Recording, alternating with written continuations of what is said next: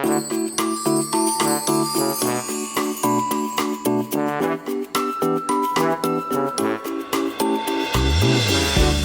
guys, welcome back to another video.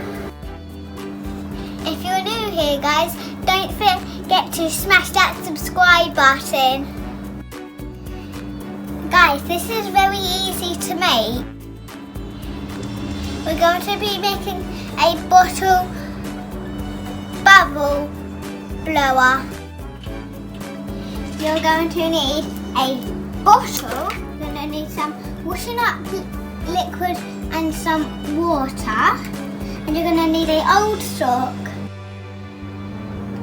Cut the bottom of the bottle.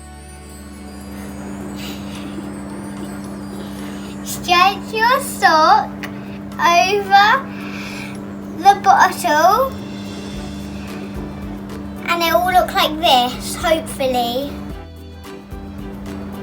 Then you need some washing up liquid and some water. Put the bottle in the washing up liquid like this.